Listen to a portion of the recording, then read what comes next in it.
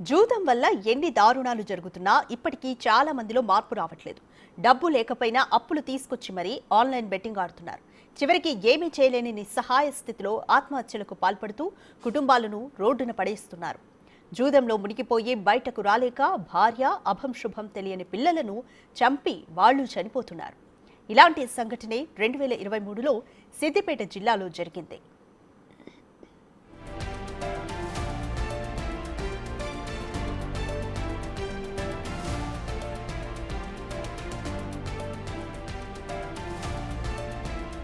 Betting గేమ్కు అలవాటు పడి అప్పుల పాలైపోయి కుటుంబం మొత్తం ఆత్మహత్యకు పాల్పడిన సంఘటన సిద్దిపేట జిల్లాలో జరిగింది.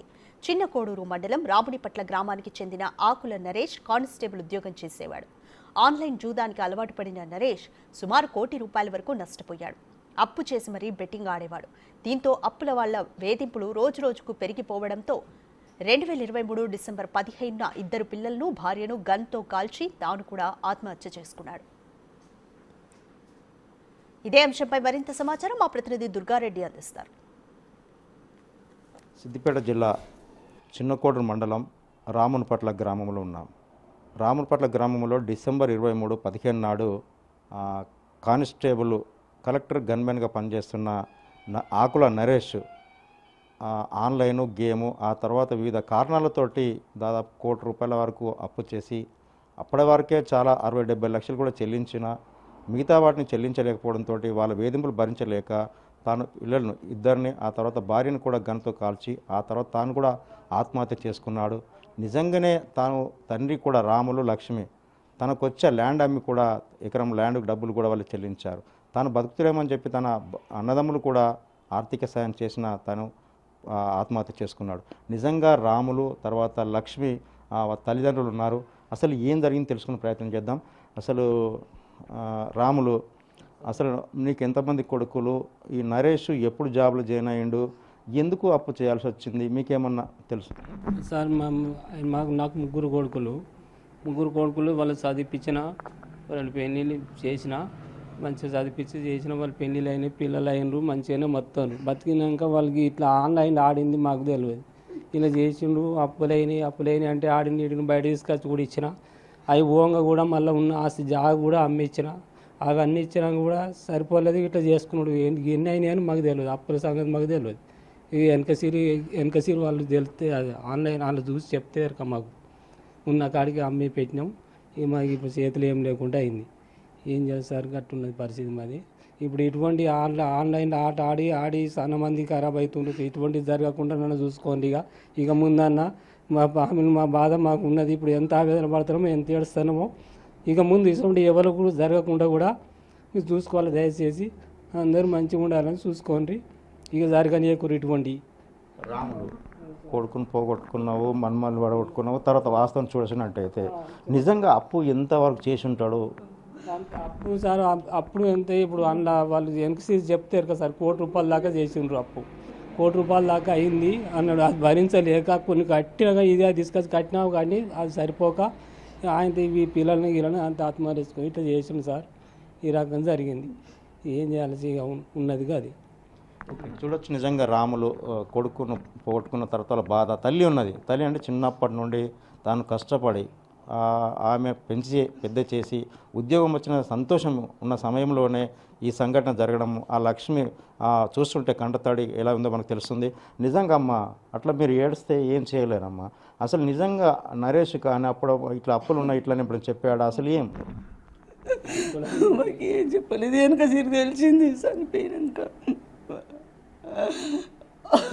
నరే ఎంత పని చేసిన కొడుక, మేము కష్టపడ్డాం కొడుక, కైకి చేసి చదివిపించినాము. 2 ఎకరాల్లో భూమి లే కొడుక,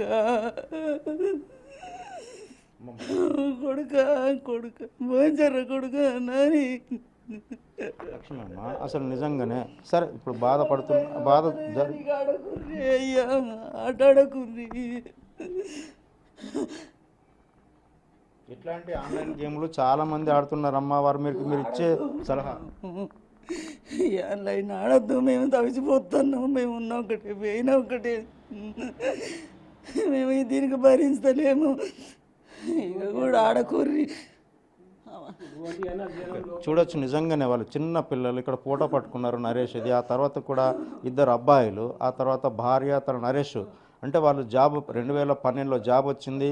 అంటే దాదాపు 10 సంవత్సరాలు కొన్ని సంవత్సరాలు సంగారెడ్డిలో పనిచేసిండు. ఆ తర్వాత ఇక్కడికి వచ్చిన తర్వాత ఆ ప్రశాంత్ జీవన్ పాటిల్ కలెక్టర్గా పనిచేస్తున్న సమయంలో ఆయన గన్తో ఫైర్ చేసుకొని ఆత్మహత్య చేసుకున్నాడు. అంటే నిజంగా చాలామంది ఆన్లైన్ గేమ్ల ద్వారా కోట్ల రూపాయలు పోగొట్టుకుంటున్నారు.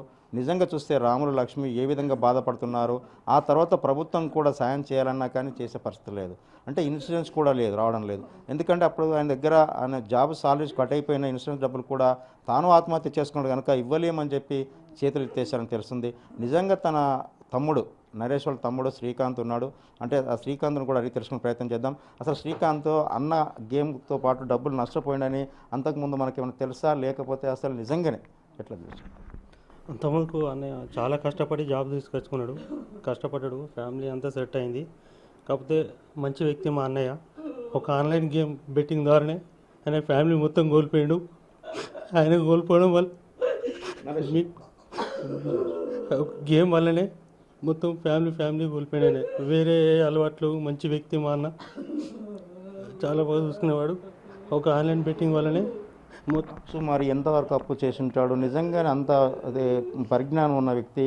అంటే ఎవరైనా ఇంప్రెస్ చేశారా ఆయనను ఆ గేమ్ ఆడడానికి, లేకుంటే ఏ రకంగా ఆయన అంటే ఎవరు ఆ యాప్ లింకులు పంపిరో ఏందనేది బయట నుంచి తెలియదు సార్. ఆయన అప్పు ఎంత ఉందనేది కూడా మాకు తెలియదు. అన్నయ్య చనిపోయిన తర్వాత డిపార్ట్మెంట్ నుంచి స్టేట్మెంట్ తీసి ఇంత కోటి వరకు పోయిందని చెప్తే అప్పుడు మాకు చనిపోయిన తర్వాత తెలిసింది. ఒక ఆన్లైన్ గేమ్ ద్వారానే ఫ్యామిలీ మొత్తం బలైపోయింది సార్. ఓకే, ఇప్పుడు ఇంకా కూడా ఇప్పుడు చాలామంది ప్రైవేటు ప్రభుత్వ ఉద్యోగులు కూడా ఆడుతున్నారు. వారికి మీరు ఇచ్చే సలహా శ్రీకాంత్? అందరికీ దండం పెట్టి చెప్తున్నా, మా పెద్ద రేటు కోల్పోయినాం, మా వదిన పిల్లలు అందరినీ కోల్పోయినాం. మేము ఎవరు కూడా ఇలాంటి ఆట ఆడద్దు. మా అమ్మ నాన్న చావుబతుల పరిస్థితులు ఉన్నారు. ఘోరం అంటే ఘోరమైన పరిస్థితి. ఆ గేమ్ ఆడి అందరు చనిపోతారు. దయచేసి గేమ్ ఆడకూరి. అందరికీ దండం పెట్టి కాలు మొక్కి చెప్తున్నా, ఈ గేమ్ ఆడకండి, చనిపోకండి. మీరు చనిపోవడం వల్ల ఉన్న వాళ్ళ పరిస్థితి ఇంకా బతుకున్న శవాలతో సమానంగా ఉంది. ఎవరు కానీ ఇలాంటి ఆట ఆడకండి, చనిపోకండి. చూడొచ్చు నిజంగా వాళ్ళను మనం మాట్లాడిసే పరిస్థితినే వాళ్ళ కళ్ళలకే నీళ్లు తిరుగుతున్నాయి. అంటే ఆన్లైన్ గేమ్ వల్ల ఎంత కోల్పోతున్నారో, ఆ తర్వాత డబ్బులు కొంచెం అంటే ఈ గేమ్ డౌన్లోడ్ చేయడము లేకుంటే ఆడడం వల్ల ఎలాంటి ప్రాణనష్టం జరుగుతుందో చూస్తున్నాం. ఆ తర్వాత కూడా చూడొచ్చు నరేష్ నిజంగానే చూస్తే ఒక మంత్రి ఎంబడి కూడా ఉన్నాడు. ఇక్కడ కలెక్టర్, ఆ తర్వాత హరీష్ రావు మున్సిపల్ చైర్మన్, వీళ్ళ కుటుంబ సభ్యులంతా కూడా ఆయన ఫోటో దిగింది కూడా ఇంట్లో పెట్టుకున్నాడు. అంటే తన గుర్తుగా ఇప్పుడు మాత్రం తల్లిదండ్రులు ఆ అన్నదమ్ములు మాత్రం ఆ గుర్తును చూసుకొని రోజు వాళ్ళు కంటతడి పెడుతున్న విషయం అయితే మనకు తెలుస్తుంది. నిజంగా చూస్తే వాళ్ళంతా చెప్తున్నారు, మా అన్నను కోల్పోయాము, మా పిల్లలను తీసుకుపోయాడు ఆయన. అప్పటి తర్వాత ఇప్పటికి కూడా ఇలాంటి గేములు కూడా ఎవరు ఆడొద్దు, ఎవరు నష్టపోవద్దు, ఎవరు ప్రాణత్యాగం చేసుకోవద్దని చెప్పి కూడా ఆ రాములు లక్ష్మి తర్వాత శ్రీకాంత్ అంటే తమ్ముడు తర్వాత తల్లిదండ్రులు కూడా వాళ్ళు చెప్తున్న పరిస్థితి అయితే కనిపిస్తుంది. మనం చూడొచ్చు నిజంగానే ఇప్పటివరకు అయితే సిద్దిపేట జిల్లాలో చాలామంది కూడా కొంతమంది గేమ్ ఆడి చనిపోవడం జరిగింది. బయటకు వెళ్తే సమాజంలో వీటిపై వాళ్ళు తిరగలేకపోతుంటారని చెప్పి తల్లిదండ్రులు కావచ్చు, బంధువులే కానీ ముందుకు రాలేని పరిస్థితి ఉంది. కానీ వీళ్ళు ఇచ్చే సలహా చూస్తే మాత్రం ఇప్పటికైనా కానీ గేములు ప్రభుత్వం నిషేధించాలని చెప్పి రాములు లక్ష్మి శ్రీకాంత్ ఆ నరేష్ వాళ్ళ కుటుంబ సభ్యులు చెప్తున్న పరిస్థితి మనకు కనిపిస్తుంది. కెమెరామెన్ కృష్ణతో దుర్గారెడ్డి, బిగ్ టీవీ.